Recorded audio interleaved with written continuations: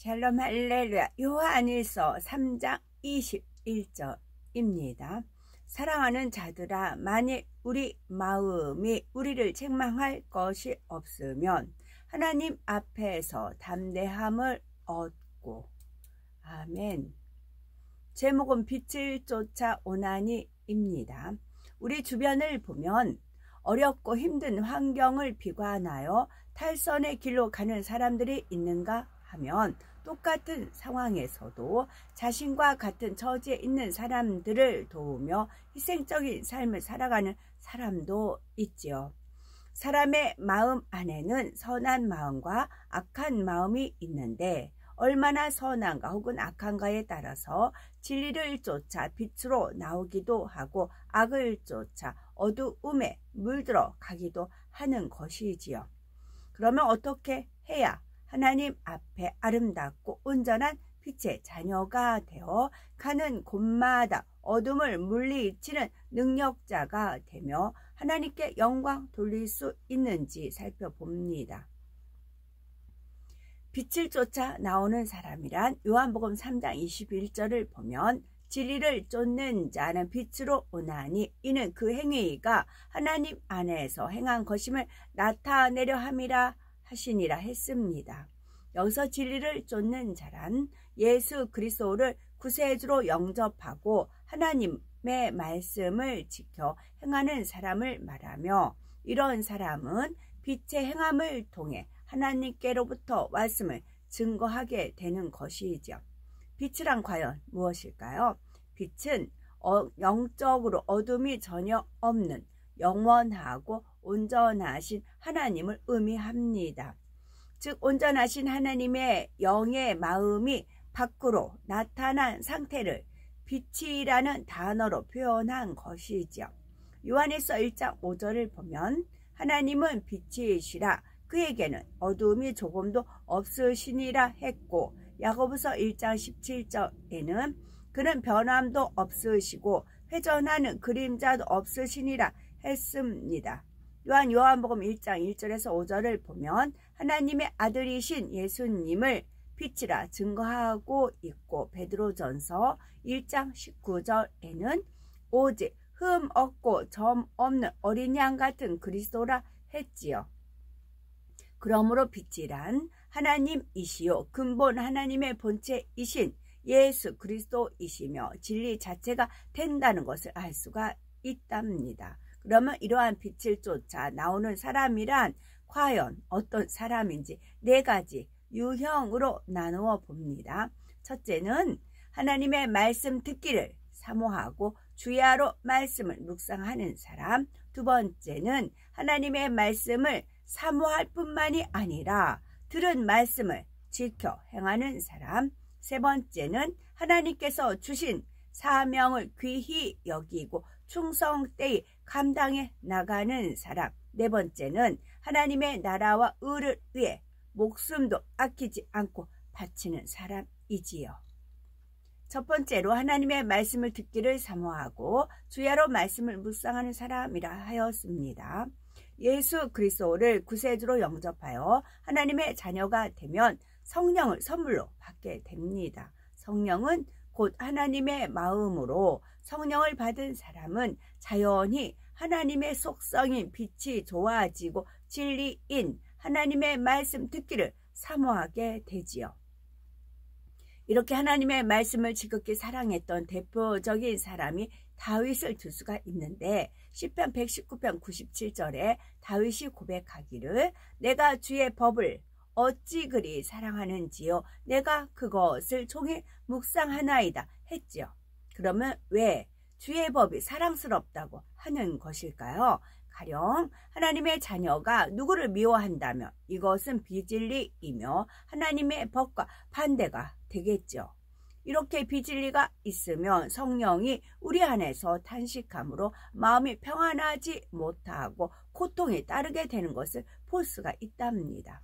그런데 원수라도 사랑하라는 하나님의 말씀을 듣고 내 안에 미움을 버리고 사랑의 마음을 품으면 어느 누구와도 걸리지 않으니 마음이 평안할 뿐만 아니라 위로부터 주시는 기쁨으로 충만하게 되지요. 따라서 시편 19편 9절에서 10절을 보면 여호와를 경외하는 도는 정결하여 영원까지 이르고 여호와의 규례는 확실하여 다 의로우니 곧 금 많은 정금보다 더 사모할 것이며 꿀과 송이 꿀보다 더 달도다 라고 말씀하신 것입니다. 정녕 하나님을 믿고 사랑하며 천국에 소망이 있다면 하나님 말씀 듣기를 사모하는 것은 너무 당연한 것이며 그럴 때 비로소 시냇가에 심은 나무가 시절을 쫓아 과실을 맺듯이 그 행사가 더 형통하게 되는 것이지요. 두 번째는 하나님의 말씀을 사모할 뿐 아니라 들은 말씀을 지켜 행하는 사람입니다. 하나님의 말씀을 크게 네 가지로 분류할 수가 있겠죠. 하라, 하지 말라, 지키라, 버리라 하는 것이죠. 하나님께서 하라 하는 것은 행하고 하지 말라 하는 것은 하지 않으며 지키라 하는 것은 지키고 버리라 하는 것은 버리며 그 말씀대로 행하는 것이 하나님을 사랑하는 자녀의 도리인 것이겠죠. 그렇다고 해서 억지로 하는 것이 아니라 마음 중심에서 우러나와 지켜 행하는 것이 바로 하나님을 믿고 사랑하는 것입니다.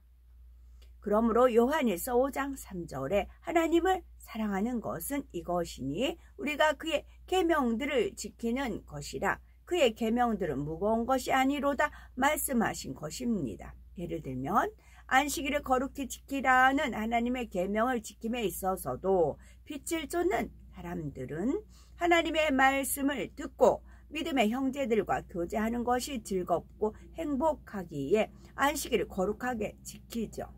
하나님 앞에 11조나 감사 예물을 드릴 때에도 억지로나 인색함으로가 아니라 우리를 위해 독생자 예수님을 화목 제물로 주신 하나님의 사랑을 알기에 중심에서 감사하는 마음으로 드리는 것입니다.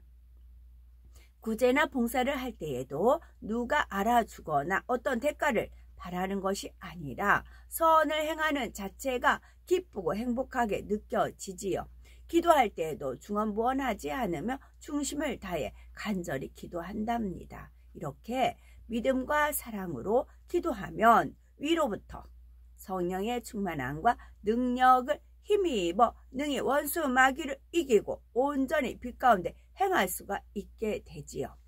세 번째는 하나님께서 주신 사명을 귀히 여기고 충성되이 감당해 나가는 사람입니다.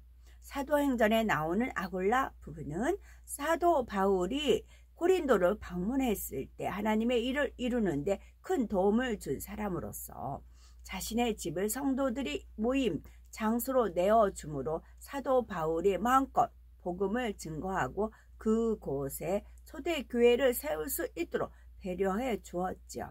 이때 아굴라 부부가 얼마나 충성되이 사도 바울을 도왔는지 로마서 16장 4절에 보니 저희는 내 목숨을 위하여 자기의 목이라도 내어 놓았나니 나뿐 아니라 이방인의 모든 교회에도 저희에게 감사하느니라는 말씀만 보아도 잘 알 수가 있지요. 즉 이들은 자신의 생명까지도 아끼지 않고 사도 바울을 도와 하나님의 나라를 위해 헌신하고 봉사했던 것입니다.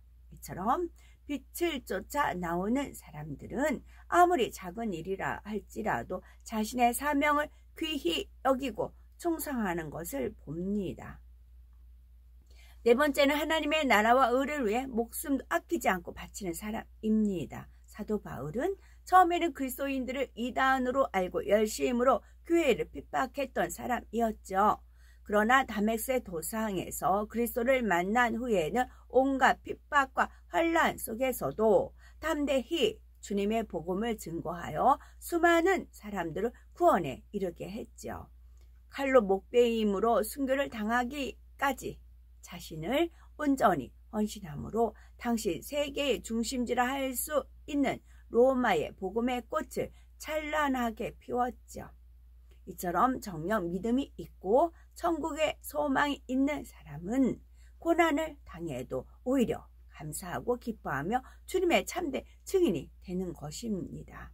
왜냐하면 우리 주님께서 자신으로 인해 핍박을 받는 사람들을 사랑하실 뿐만이 아니라 하늘나라에서 큰 상급으로 갚아주실 것을 믿기 때문이지요.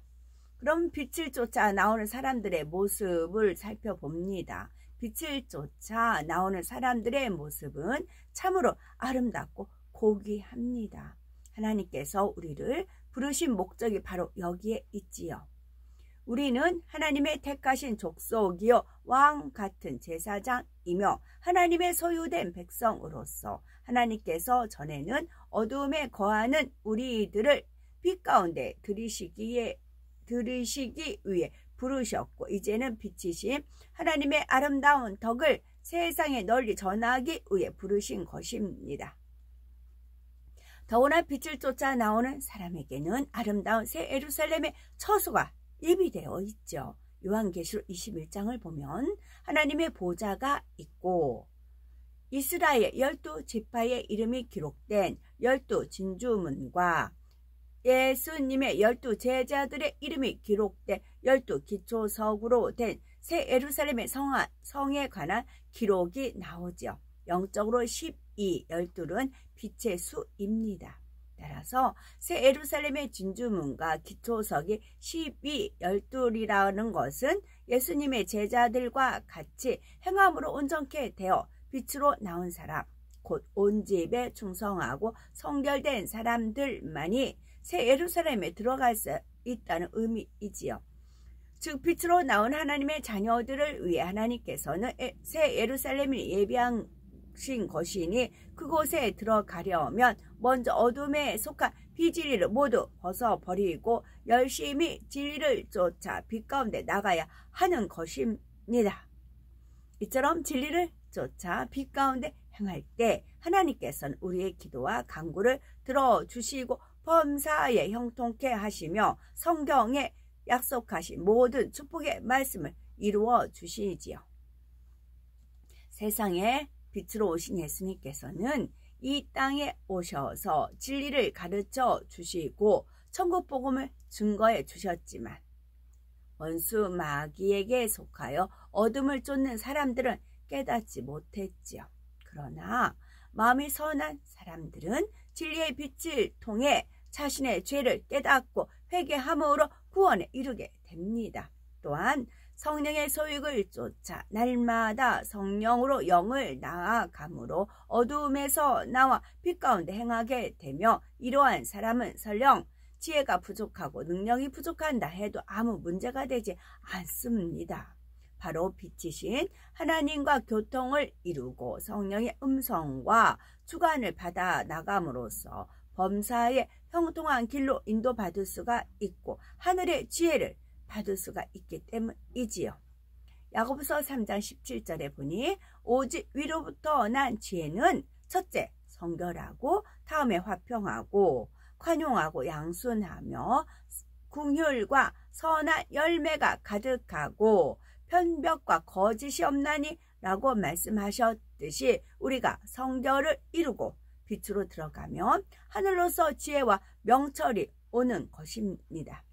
더구나 빛에 거하면 빌립보서 4장 11절에 어떠한 형편에 있든지 내가 자족하기를 배웠노니 라고 고백한 사도 바울처럼 하나님과 화평함을 이루므로 어떠한 환경 속에서도 마음의 기쁨과 평강이 넘쳐나고 모든 사람들과 더불어 화평을 이루니 항상 감사의 고백이 끊이지 않는 것입니다.